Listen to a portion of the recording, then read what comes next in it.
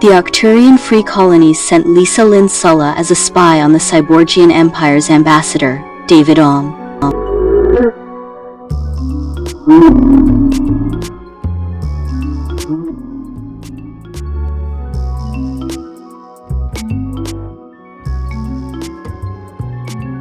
However, Lisa fell deeply in love with the young ambassador. David's heart was sterling pure.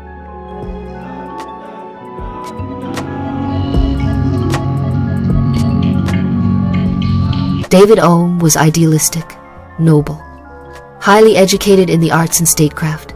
His belief in the Cyborgian Empire of Deneb IV was real. Lisa found no malice in him, and her love was inescapable. He was like an angel, unsuspecting she was a spy. They traveled the stars together.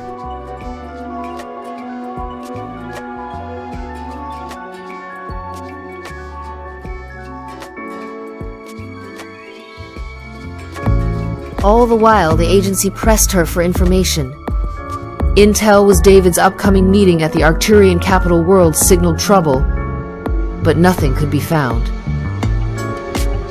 Breaking protocol, Lisa went AWOL to David at his hotel the night before the conference to warn him. David, I don't have time to explain. There is more to this than you think. I need you to trust me. Cancel the delegation. Delay the meeting.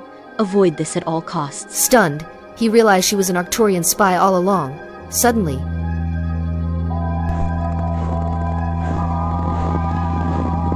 security bots took her away. She was sent to a virtual reality.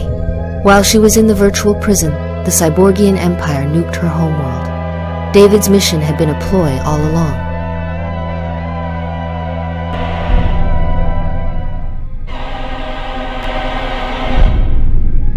Realizing he had been tricked by his own people, and Lisa had tried to warn him, David went insane. He went to her in her virtual prison, but her personality was suppressed. She did not know who she even was. In his madness, he assumed demonic aspects. It would be 1,000 years before they needed her again, which is when her real story begins.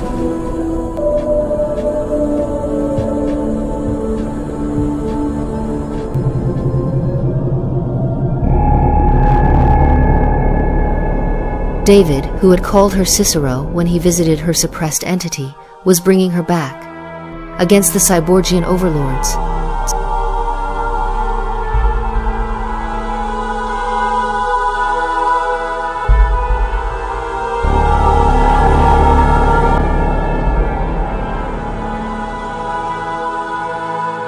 I've prepared a clone body for you, Circeo. You're going to be my agent in the physical realm for a season.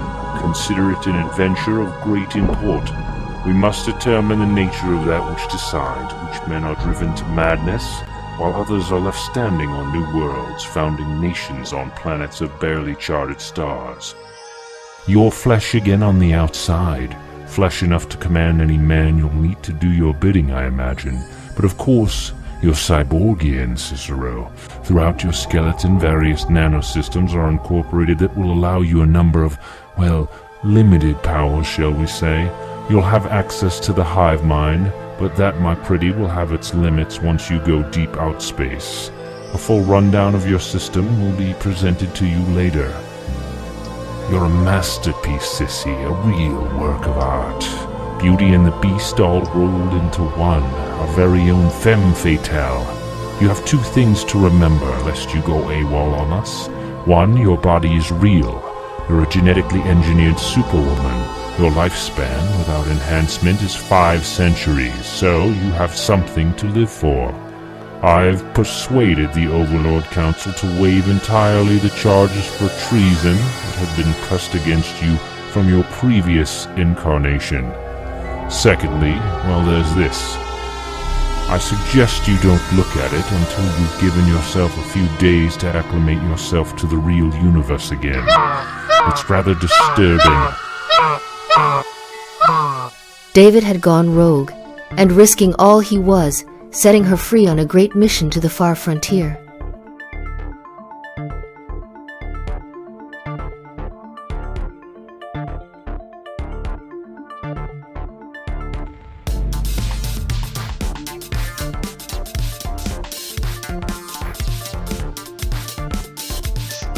David gave her a star yacht and a mission that would change history. She was to pose as an art dealer and meet with a group of smugglers of the Talonsire frigate on the far frontier, and a psychic, Winterowd Soul.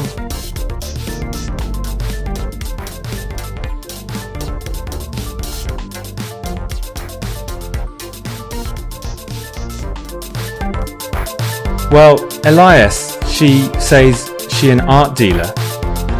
I don't trust her. She's agency, all day long. She's really good on the ice sheet.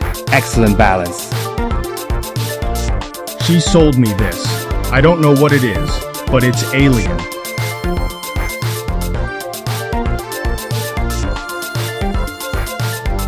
My psychic intuition tells me, well, we're in for a handful with this one. Artsy-fartsy babes alone on the frontier. She's up to something.